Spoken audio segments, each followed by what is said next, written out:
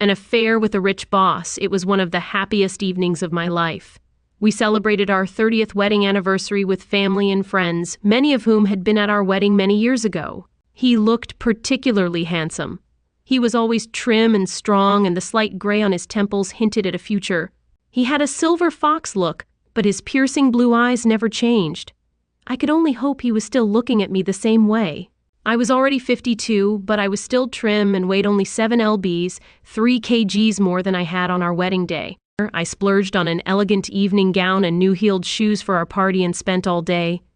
It was great to catch up with old friends and our kids and their partners. They did most of the work organizing the evening, and we decided to skip the speeches and just wish everyone a good time later.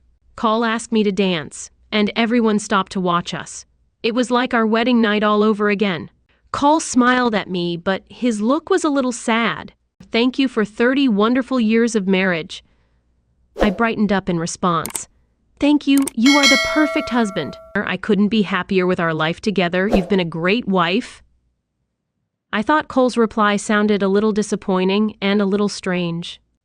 Dancing before he spoke again, "You're doing well. I think I only saw you glance at him once all evening." "I'm sorry, what? Who do you mean?" "Don't start lying, Laura. It's beneath you. After 30 years of loyalty, I think I deserve the truth." Silence. "Okay, if you're going to play dumb and to prevent any doubt, I was talking about your boss and lover, Charles Davenport. Unlike you, he can't take his eyes off you." I suddenly felt very sick and thought I could fake it. Tears came to my eyes. I hoped the audience would think I was overcome with emotion about our anniversary. "Don't cry, Laura. It's your own fault. Keep dancing if you want to. I didn't want anyone to know there was a problem. I didn't deny anything or ask how he knew. I deserved better. I'm sorry, but you don't think so. If you were sorry, you wouldn't have gone back to him. It's a planned, deliberate, and repeated act. It's not that simple." My voice murmured, "It seems simple enough. An affair. How long have you been seeing your rich boss?" "I'm not sure, but it's probably been a few months. We kept dancing the whole time, with everyone watching, including the kids. If they knew what we were talking about, I'd be in trouble." "How often do you get to see him when he's traveling for work?" "Every few weeks. Nothing inappropriate happens in the office." "What do you think?" "It's not wild, passionate love that's what I have you for." "Then why?" "Because it's usually about a woman needing more than her husband can offer." It was never about that after he lost Lucy. It was more about friendship and comfort than anything else. He was depressed, and I was trying to help him come to his senses. Cole laughed. "I think it was a good thing you slept with him. It wasn't vulgar, it was loving and caring. It's love, I suppose." "Do you love him, Laura?" "I have feelings for him, but not like I have for you. It's all so confusing right now." "It shouldn't be confusing if you love someone." "I think we've reached the limit of what I can accept from you. I never wanted this. I never thought about you finding out." We carried on dancing, and a few other couples joined us at the edges. It was like our wedding night. "Come on, Laura. You knew what would happen. This is a betrayal to us, regardless of whether I find out. This is the moment you've been waiting for. When you tell me you love me, and that it was all a terrible mistake, and that you'll never see him again. I'm not sure what he would do if I left him. He's actually had depression before, just unhappy or clinically depressed. Don't be so cruel, he was miserable. I think he might get to the point where he would end it all. Well, let's go and talk to the person in question." "Oh my God, you're not going to make a scene here, are you? It depends on what he says." As we approached, Cole looked disdainfully at Charles's outstretched hand and left it hanging. Charles yanked his hand away. With a confused expression on his face, "I'd like you to tell me about your relationship with my wife and how you had the nerve to show up at our anniversary party." Charles began to stammer in response. "I don't know what you're talking about," he said. "Charles knows," I replied. "There's no point in denying it." He nodded quickly, getting back to his usual professional demeanor. "To be frank, I'm in love with Laura. I'm sorry this hurts you, but I can't regret my feelings for her. She saved me, and if it hadn't been for her kindness, I'm not sure I'd still be here." He added, "I wasn't trying to be sneaky at the party. I just thought it would be weird if. I didn't come to the party because everyone else from work is here. Using your late wife's memory to seduce a married woman is pretty low, even for you. I didn't do it to hurt you. We were just bonding over grief. You lost your wife and took mine, and you felt bad, so it's okay. Is that the line?" "You're trying to draw me out," I interrupted. "He didn't take me. I'm still here and I'm still your wife." "We can fix that, my dear Cole," he growled. "But I'm sure you'll just fall on your feet or on your back, lover boy. He can offer you all the money and trappings now that he's regained his health." I looked around, concerned that people were starting to notice us. "You'd better leave now before I lose my temper." Cole turned to me as Charles quickly walked away. "Keep your playful face for another 30 minutes, and then we'll leave. It won't be hard for you. You're used to lying." "I'd rather the kids didn't find out. After all the effort they put in for us today, I had to agree that it was a bit of a mess."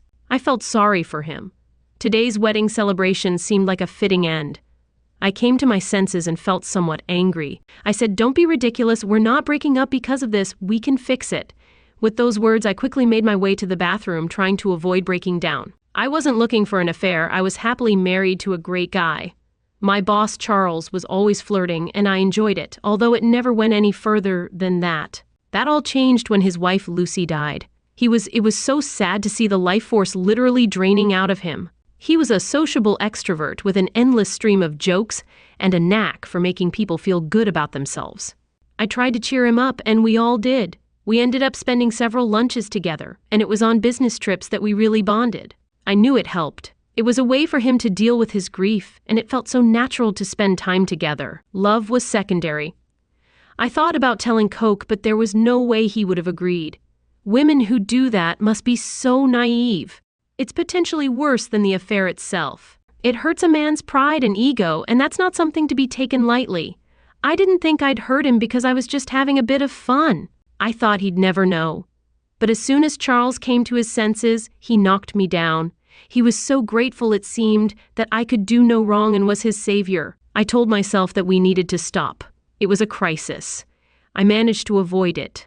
But as soon as I'd convinced myself it was okay, Charles made me laugh and feel good again. He was more sophisticated than Cole, with an easy charm and confidence that I liked.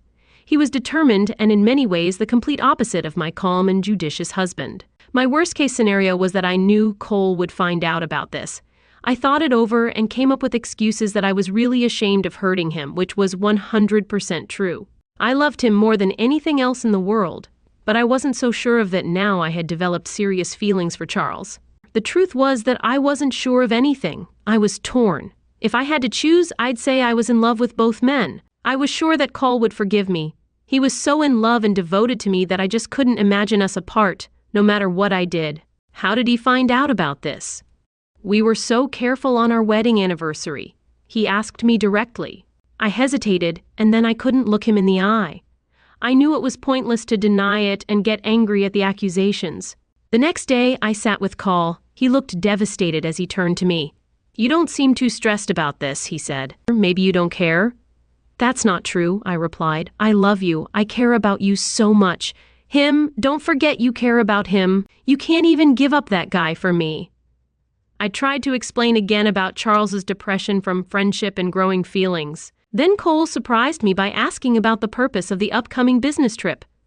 My answer sounded weak even to myself. Nothing that couldn't be fixed. "It seems like this was all carefully planned, so it looks like the business trip is just another excuse to cover up your ongoing affair." I tried to explain that it's not really an affair, but I guess I didn't do a good job of that. I tried to steer the conversation to let Cole know that it wasn't all bad. I said it was just a tiny part of our lives. "Before you know it, you're describing our marriage as happy and prosperous. You think we have the perfect marriage. It's wonderful. I feel exactly the same way. I have my reasons, but I know what I know. I'm doing something wrong, even though I've always tried to be the best wife to you. We have the perfect life together, but you're sleeping with another guy and building this perfect marriage on a facade of infidelity and lies. It shouldn't affect our happiness. We're doing well, especially lately. I feel like I've become a better person in some ways, more considerate of others. You seem very pleased with yourself." I wrinkled my nose. "Damn it, Cole, these smart-ass comments aren't helping. How did you even know? We're teetering on the brink of divorce and all you care about is how I found out. I just want to understand why you're doing this. You apologized, but you didn't say you'd stop seeing him. It's not that simple. I'm not sure he'll be happy without me. I think he'll fall into another depression. I guess I'm just realizing where I stand. You're his priority. If I got depressed because I have a cheating wife, would you still be there for me?" I'd never seen my kind and gentle husband so angry, and certainly never towards me. It scared and saddened me to see him like that. I want you to leave. This is my house too. Get out now. Just get out. I'm going to have to ask you to leave, Laura. I'm sorry, but I think I'm going to regret this. I decided to go to my best friend's house, and then it hit me. Wendy is my closest friend, and she was the only one I confided in. That's probably how Cole found out she had threatened to tell him. She must have decided to carry out that threat by the time I got there. I was so angry I couldn't contain myself. I lashed out at Wendy with words. Cole threw me out, and the only way he could have found out about it was if you told him. I didn't say a word. Laura, she didn't seem to categorically deny it. How could you? How could my best friend betray my trust and ruin my... I was really taken aback when she said that. Laura, I'm afraid I have to say that I'm no longer your friend. I'm Cole's friend, just like you. I've known him for over 30 years. I told you that this whole thing was crazy and that he didn't deserve any of it, but you never listened to me and I never said a word to him.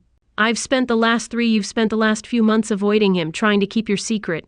It's pathetic to act like a teenager. I've only betrayed him. Now get out of my house. I've been kicked out so many times it's become a habit. Where can I go? My mom's house is out of the question. It's like the Spanish Inquisition at Charles's house. It's definitely the end of my marriage. I ended up having to go to my mom and make up a story about a little fight to deflect most of her questions. Wendy, I realized that I had to do something important, really important, even if it had to come at a price. 20 minutes later, I was already knocking on. I went to Cole and Laura's house. Cole opened the door and looked really shocked. Please tell me you're not here to make excuses for her. No, I'm here to admit my mistake and apologize. Cole looked confused, then he said, Come in. I told him everything. I'm sorry, Cole. I knew she was seeing him. I tried to get her to come too. I should have said something. I'm sorry, but she's my oldest friend. You're my friend too, and I should have said something. Cole seemed to be deep in thought. The silence dragged on, and finally he spoke. I realize she put you in an awkward situation. Damned if you do, damned if you don't. If you do, you're damned if you don't. I smiled. Typical Cole. Calm, judicious, kind. Why do you think she did it? Wendy, I think she thought she was saving him. It was friendship at first, but then it turned into something more. Are you sure kicking her out is a good move? Wouldn't that give him more options? Cole nodded in agreement. The conversation hadn't gone well. She'd got lost in the Mills and Boone romantic love story. He agreed with her. She saw herself as a heroine who saved a good man. That's why he thought that if she was kicked out, she could at least realize that a little bit. He had no idea if she was after him or him. She might not realize it now, Cole, but it's you she needs. You've always been her strength and support. Laura, I knew it was dangerous, but I needed help. Charles would know what to do. He was the smartest man I knew. I called and he was happy to hear from me. He suggested we meet as usual. We agreed to meet. After work, I went to an upscale restaurant and made sure to dress up. I wanted to stay married to Cole, but I needed to keep Charlie's interest in case of the worst. If Cole wouldn't take me back, Charles would be my backup. He told me often enough that he loved me. We just hadn't had time. I barged in on them just as they were sitting down. What the hell are you doing to my husband? I think the same thing you're doing to Charles.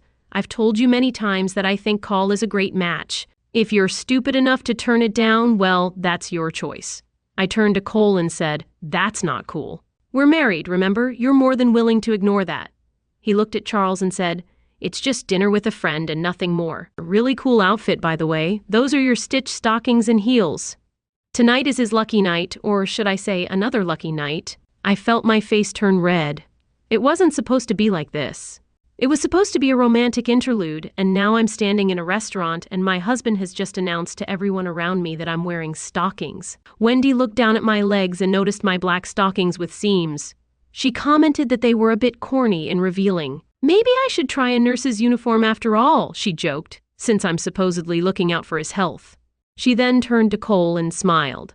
Personally, I find nudity much more subtle. I couldn't believe it. She was flirting with him right in front of me. He told you everything to keep us apart, but she was trying to be your friend at my expense.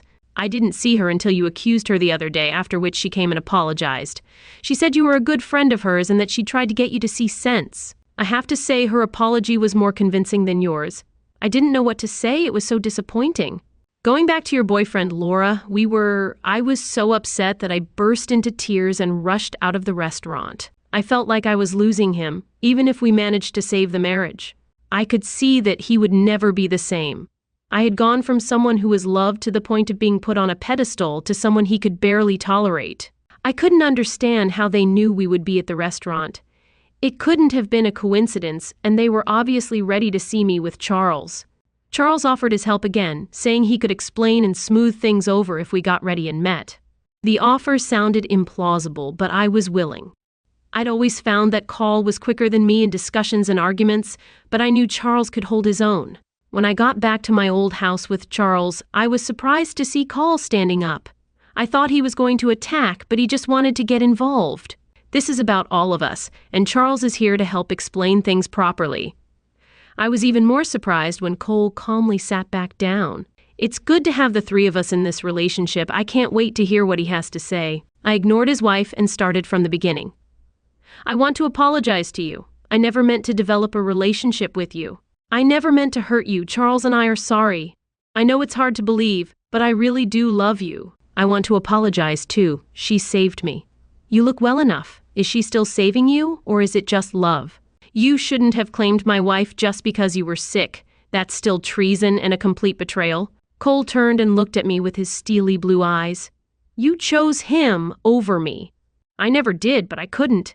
It would have been better to stay friends without sleeping with him. I ignored the remark and started my speech with Charles. It wasn't planned, we just bonded under difficult circumstances and developed feelings for each other. I'm sorry for hurting you. You don't deserve any of this as far as I'm concerned. We have a few options. Well, you can divorce me. That's the last thing I want, but I won't try to resist if that's what you want. The kids are grown up now, but they still need you. We need both of us. I would. Split the money however you want. I think you'd be fair, but that would ruin all of our plans for a great life together. I still want to share it with you if you'll let me. If we divorce, will you move in with him? We haven't discussed it, but I think it would be inevitable. If you decide to leave me, you're not the one who got dumped on that show. I didn't dump you. You kicked me out. The other option is that I could stop seeing Charles and you could somehow forgive me. I'm not sure that's possible. It would eat away at you and you wouldn't trust me. I can't abandon you. I've got feelings for someone who needs me right now. I'll never forgive myself if I do that. Cole laughed in that difficult moment. He's the least depressed guy I've ever seen. He's like the cat that got the cream. You can see he's enjoying it. I tried not to let that comment throw me off, though. I saw. Charles smiles a little, or we carry on as we are now. You said you're happy, and I want to keep making you happy more than anything else. My relationship with Charles shouldn't affect you. We still respect each other. Cole began to laugh heartily before he caught his breath. You are indeed respectful. I don't know. I'd say you could date someone else, even if it was Wendy. I think you're a single man, and I doubt it's for you, but I understand if you want it. I don't want to explore anything beyond you and Charles. We could be honest. I'd be the best wife for both of you. No running around, no secrets. We'll try to build trust between the three of us, and that's the option I'd prefer. Cole stared at me unblinking as if he could see right through me. He was so serious that my heart pounded in my chest. Reality hit me hard. What could I possibly lose? I'd agreed to this ultimatum, figuring I'd already made a backup plan in the form of Charles. After all, he might be the best option if I'd already ruined my relationship with Cole. Now I wasn't so sure. One more thing, did he come up with this nonsense? I looked away and Charles looked just as uncomfortable. Jesus, Laura, you really do listen to advice. If I'm not mistaken, I think someone is trying to advise you. You've taken the initiative to break up with me. I don't think you could have been any more antagonistic, even if you tried. In the circumstances, Charles's reaction was understandable. I think you should leave. You know that divorce is my only option, just as you planned. Tell me, Laura, besides you and Wendy, who else knew about your affair? Well, no one. Only Charles. So maybe he told a friend or friends something about how he was having sex with a hot mill at work. That friend then tells someone else, and suddenly a lot of people know about it. Maybe one of those people just happens to know me. A cynic might suggest that someone made sure the message got to me.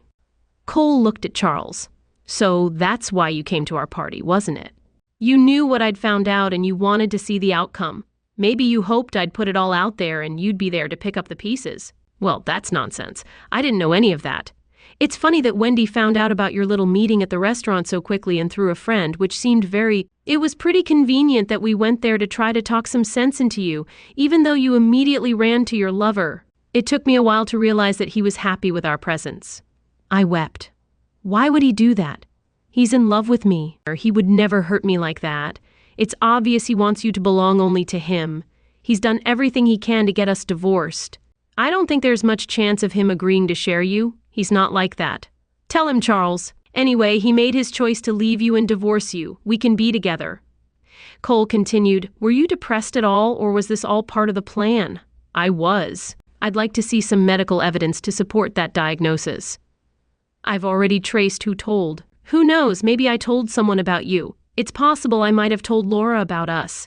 So you pretended to be sick, took advantage of her sympathy, encouraged her to continue the affair, made sure I found out about it and did everything you could to break us up. Does that sum it all up? So what if I did? We should be together. I'm a rich man and I want to live life to the fullest with Laura. I loved her even when Lucy was alive. The sound of the slap echoed around the room.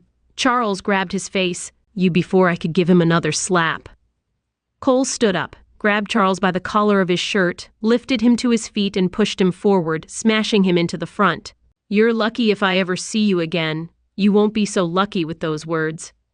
Cole opened the door, lifted Charles to his feet again, and literally kicked him out of the house. I rushed over to him in a panic. I was a complete idiot. I can't believe I trusted him. I'm going to resign and never see him again. It's all a terrible mistake. I made a mistake. I forgot what I had in you. All the things you do without even thinking. Checking to see if everything is okay. Holding me. Your quiet sense of humor. Fun. The way you agree with most of my crazy ideas. Please give me another chance. I can't. You can if you really want to. Is this about Wendy? No. We just went there to try to make some sense. I also kicked you out of the house so you'd realize this isn't a romantic story. She and I are just friends with something in common. We were both betrayed by you. It worked. I was so jealous when I saw you both. I felt like my world was falling apart after that. I didn't think you would take me back anymore, so I stayed with Charles as a backup. I never wanted to hurt you, whether you did or not. That's what you did. You rejected me, made a fool of me in our life together. I'm the only fool here. Please give me another chance. We had 30 wonderful years together. The lack of anger surprised me. It's too late, Laura. You wanted someone else? I wasn't enough for you. That wasn't true. I'm trying to help a friend. You must know you're lying to yourself to justify your conscience. You liked what he offered. Our life together wasn't enough. This is going to be hard for you to accept, but it's very simple. You're a liar and a cheater. I think it's time for you to leave. Please don't make me leave. I'll go, or you can go. Given the circumstances, I think it's fair to say that it was you. 6 months later, we divorced without any fuss. In my personal life, though, we did everything online, with no lawyers, counselors, or courts. I moved out, then back in with my mom, and took a step back in time. It brought back all the memories of living there and the excitement of meeting Cole. I was flooded with memories of. On my wedding morning, I was getting ready at my mom's for the best day of my life. I eventually had to tell my friends and kids what had happened. They started to think it must have been Cole's fault because he was an attractive guy and must have been playing around. Neither my parents nor my kids could believe it at first. It wasn't until I broke down completely that they realized the truth of my betrayal. They didn't disown me, but the relationship was never the same again. Charles repeatedly tried to contact me, but I never responded. He was an absolute snake. It turned out I was the one who was betrayed by someone who claimed to love me. It cost me everything I held dear.